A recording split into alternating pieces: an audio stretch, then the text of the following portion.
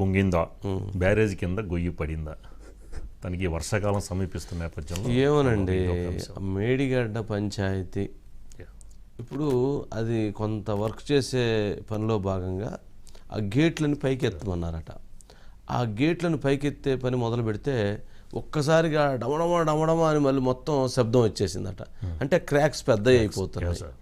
కింద అసలు కింద అంతా కూడా అది శాండ్ లేదు, మొత్తం కుంటపడిపోయింది. అందుకని ఇది ఇప్పుడు ఏ నిమిషం ఏమైనా జరగవచ్చు. ఇది గేట్ ఆడితే గేట్ ఆపేశారట. అసలు ఇవన్నీ చూస్తే చాలా వింతగాను విచిత్రంగా ఉన్నాయి. అందుకనే ఇప్పుడు కాంగ్రెస్ పార్టీ వాళ్ళు ఏమంటున్నారు, ఇది గాడిద గుడ్డేను, ప్రాజెక్టును పూర్తిగా నాశనం చేశారు, మేము ఏం చేయాలనుకున్నా కానీ అది సాధ్యమయ్యే పని కాదు. ఇప్పుడు ఒక పిల్లర్ అదేమంటారు వాళ్ళు, ఏమంటారంటే ప్రతిదానికి ఒక బిల్డింగ్ ఉంటుంది. ఒక బిల్డింగ్లో ఒక పిల్లరు మధ్యలో అది పడిపోతే, మధ్యలో అది కుంగిపోతే, మధ్యలో అది క్రాక్ ఇచ్చేస్తే ఇక మిగిలింది ఎట్లా సెట్ అయ్యిద్ది అంటారు. బిల్డింగ్ ఏదైతే ఉందో ప్రాజెక్టు కూడా అదే కదా. మధ్యలో ఒక పిల్లరు ఒకటి పడిపోతే దాన్ని మళ్ళీ ఇచ్చేస్తాం. ఏదైనా డ్యామేజే కదా, డ్యామేజే కదా. దానికి ఎంత ఇచ్చేసినా కానీ ఒక భయం అయితే ఉండిద్ది కదా. అందుట్లో కింద ప్రజల ప్రాణాలు ఉంటాయి, మళ్ళీ గ్రామాలు ఉంటాయి. మరి దాంతో మొత్తానికి అయితే ఆందోళన అయితే కొనసాగుతూనే ఉంది. ఒకసారి ఆ సౌండ్ వచ్చిన విజువల్ అదేమన్నా ఉందా, వీడియో ఏమైనా సౌండ్ వచ్చిందా ఒకసారి ప్లే చేయండి.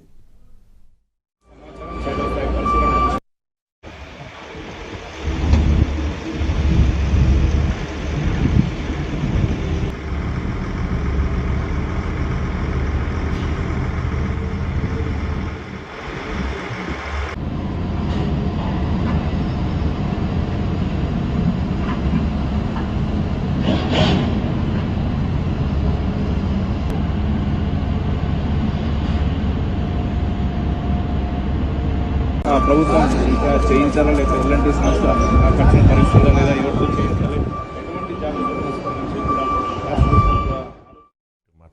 కేసీఆర్ గారు బయట ఉంటే బయట ప్లీజ్. మేడిగడ్డ పోతాము, బూరుగడ్డ పోతాం, బొందలగడ్డ పోతాం, ఏ తోకమట్టున్నది మేడిగడ్డ అక్కడ. మీ బండారం బిడ్డ ఓ లంగ చేత పెట్టి పోయిన ప్రభుత్వాన్ని బదనాం చేయాలి, బట్టగాల్చి మీదేయాలని మేము మేడిగడ్డ పోతాం. ఏం బిక్తాం మేడిగడ్డ అక్కడ పోయి? ఎందుకు పోతున్నావు మేడిగడ్డకు? దమ్ముంటే నీళ్ళు ఎత్తిపోయి, నీళ్ళున్నాయి కాబట్టి డ్యామ్ పెట్టి కూడా నీళ్ళు ఎత్తిపోయచ్చు.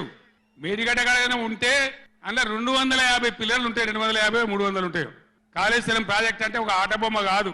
3 బ్యారేజీలు ఉంటాయి గోదావరి మీద, 200 కిలోమీటర్ల టన్నెల్స్ ఉంటాయి, 1500 కిలోమీటర్ల కాలువ ఉంటుంది, ఒక 19 సబ్ స్టేషన్లు ఉంటాయి, ఒక 20 రిజర్వాయర్లు ఉంటాయి. ఇదంతా కాళేశ్వరం ప్రాజెక్ట్ కాదట. ఒక 2-3 పిల్లర్లు కుంగిపోయినాయి.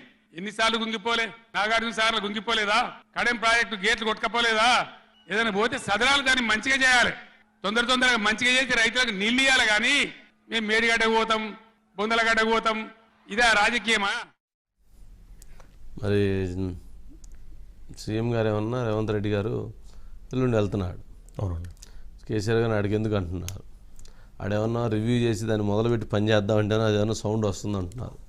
మొత్తానికైతే ప్రాజెక్టు మీద చాలా నీడలు కమ్ముకున్నాయి. ప్రాజెక్టు విషయంలో వాస్తవం ఏంటి అనేది పక్కన పెడితే, ఎప్పుడైతే క్రాక్స్ వచ్చినాయో ఆ క్రాక్స్ని సరిచేయడానికి ఎప్పుడైతే సెంట్రల్ ఇంజనీర్స్ కూడా వచ్చి ఇది చాలా ఇబ్బందికరమైనటువంటి పరిస్థితి అని చెప్పారో, అది బీఆర్ఎస్కి చాలా దెబ్బ మీద దెబ్బగా ఉంది. రాష్ట్రానికి కూడా 1,00,000 కోట్ల రూపాయలతో నిర్మించినటువంటి ప్రాజెక్టు నిరుపయోగం అయిపోతుందనేటువంటి ఒక భయము, ఒక ఆందోళన కలుగుతుంది. దీని విషయంలో మరింత స్పష్టమైనటువంటి నివేదిక ఇచ్చి ప్రజలకు తెలియజేయటం అవసరం. పార్టీలు విమర్శించుకోవటం కంటే కూడా వాస్తవాలను బయటికి తీసుకురావటం చాలా అవసరం అనేటువంటిది కూడా ముఖ్యం. సురేష్ గారు, వంశీ గారు, ఏంటండి మొత్తానికి కదిలిస్తే సౌండ్ వస్తుందంటగా? వంశీ గారు, మీరు చెప్పినట్లుగా ఈ ప్రాజెక్ట్ని ఇప్పుడు వర్షాకాలంలో నీళ్లు నిల్వ చేయడానికి ఏమి చేయాలి, అది ఇప్పుడు ప్రభుత్వం ముందున్న ప్రధాన లక్ష్యం, అది ఎయిమ్. సో ఆ నేపథ్యంలోనే మొన్న జరిగిన మంత్రివర్గ సమావేశంలో దీని మీద సుదీర్ఘంగా చర్చించారు. నేషనల్ డ్యామ్ సేఫ్టీ అథారిటీ వాళ్ళు ఒక మధ్యంతర నివేదిక ఇచ్చారు. అంటే నీళ్లు నిల్వ చేయడానికి ఏం చేయాలి అనే దాని మీద. ఆ పిల్లర్ల మీద తెలిసి అక్టోబర్ 27 కుంగుబాటు కావడం, 21 పిల్లరు, 19 అటుపక్క 21 ఎఫెక్ట్ కావడం, అదంతా మనం. సో నీళ్లు నిల్వ చేయడానికి లేకపోతే ప్రాజెక్టు వినియోగంలో తీసుకోవడానికి ఏం చేయాలని మీద ఎన్డీఎస్ఏ వాళ్ళు ఒక మధ్యంతర నివేదిక ఇచ్చారు. ఆ నివేదిక మీద మొన్న క్యాబినెట్లో చర్చ జరిగింది. క్యాబినెట్ చర్చ తర్వాత మంత్రి గారు అంటే పొంగులేటి శ్రీనివాసరెడ్డి గారు విలేకరుల సమావేశంలో చెప్తూ ప్రాజెక్ట్ని అంటే పునరుద్ధరణ తాత్కాలిక మరమ్మతుల కోసం చేయాలనుకున్నాము. అయితే నేషనల్ డ్యామ్ సేఫ్టీ అథారిటీ వాళ్ళు ఇది నిలబడుతుంది అని నమ్మకం అయితే గ్యారంటీ అయితే ఇవ్వలేదంట. ఒకవేళ మీరు మరమ్మతులు చేసినప్పుడు కూడా ఇది నిలబడుతుంది అనేది మాది గ్యారంటీ కాదని చెప్పారంట. అయినా కానీ ఏంటంటే ముందుగా గేట్లు తొలగించండి, గేట్లు తొలగిస్తే ఆ రకంగా కొంత నీళ్లు వెళ్తే కొంత నిల్వ చేసుకోవడానికి అవకాశం ఉంటుందని అది చెప్పారంట. ఆ రకంగానే ఇవాళ ఒక 7వ నెంబర్ గేటు ఆ బ్లాక్లో గేట్ ఎత్తబోతున్నప్పుడే ఆ సౌండ్ రావడం, దాంతో మధ్యలోనే ఆపేశారు. ఎక్స్పర్ట్ టీము అక్కడే ఉంది. కాబట్టి ఇప్పుడు ఏంటంటే సో మీరు చెప్పినట్టుగా నెక్స్ట్ వీక్లో సీఎం గారును మనకి ఉత్తమ్ గారు ఇద్దరు కూడా వెళ్తాయి. ఎవరు వెళ్ళి అక్కడికి వెళ్ళి చేసేది కూడా ఇప్పుడు ఏం లేదు. సో ఈ పగుళ్ళు దీనికి మళ్ళీ కింద మనం అప్పుడే చెప్పారు నేషనల్ డ్యామ్ సేఫ్టీ వాళ్ళు, కింద ఇసుక ర్యాఫ్ట్ ఉంది, ఆ ర్యాఫ్ట్లో అది కుంగుబాటు వచ్చింది, ఆ కుంగుబాటు రావటం వల్ల ఈ పరిస్థితి ఏర్పడింది అని చెప్పని. సో ఇప్పుడు ఆ బ్లాక్స్ ఇంకా ఎత్తితే ఎన్ని ఇంకా పగుళ్ళు వస్తాయి. ఇంతకుముందు 155 మిల్లీమీటర్ల ఆ విడ్త్లోనే ఉండదంట. ఇప్పుడు జస్ట్ చాలా పెద్ద వైడన్గా కూడా గ్యాప్స్ అనేది ఏర్పడ్డాయి. కాబట్టి దాన్ని పూడ్చడానికి ఏం చేయాలి, ఇప్పుడు ఎక్స్పర్ట్ టీం ఆల్రెడీ అక్కడ ఒక బృందం అనేది అక్కడే ఉన్నారు. దాని మీద ఏం సలహాలు ఇస్తారనే దానికి అనుగుణంగానే వర్క్ చేయాలంటే ఇంపౌండింగ్ చేయాలంటే ముందుగా ఆ గేట్లు ఎత్తేయాలంట. తర్వాత గతంలో వచ్చిన రిపోర్ట్లు కూడా సిమెంట్ బ్లాక్స్ గతంలో వరదలకే సిమెంట్ బ్లాక్స్ కొన్ని కొట్టుకెళ్ళాయంట, అంటే డౌన్ స్ట్రీమ్లో. సో ఆ అప్ స్ట్రీమ్లో ఆ సిమెంట్ కనీసం ముందు ఆ సిమెంట్ బ్లాక్లను రిమూవ్ చేయండి. సో దట్ వాటర్ అబ్స్ట్రక్షన్ లేకుండా నీళ్ళు కిందకి వెళ్తే ఉండదు. నీళ్లు నిల్వ చేశారంటే డ్యామ్ మీరు చెప్పినట్టుగా డ్యామ్ కొట్టుకుపోయే అవకాశం ఉంది. దానివల్ల కింద ఉన్న మరి అన్నారం సుందీళ్ల బ్యారేజీల మీద పడే ప్రమాదం ఉంది.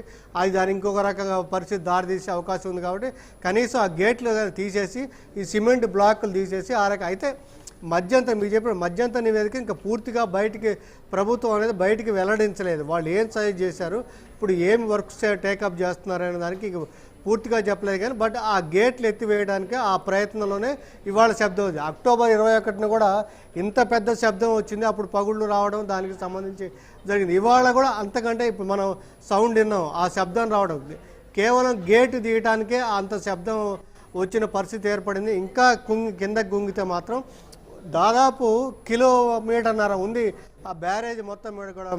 మేడిగడ్డ బ్యారేజ్ మీకు తెలిసి 3,625 కోట్ల రూపాయలతో కట్టిన బ్యారేజ్.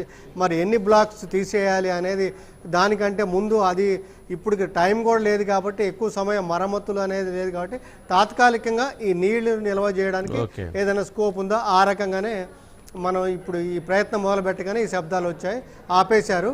సో మళ్ళీ రేపు ఎక్స్పర్ట్ టీం ఏం సలహా ఇస్తే దానికి అనుగుణంగా వర్క్ టేకప్ చేసే అవకాశం ఉంది. వంశీ గారు రైట్, సురేష్ గారు right. Sudhakar good evening sir.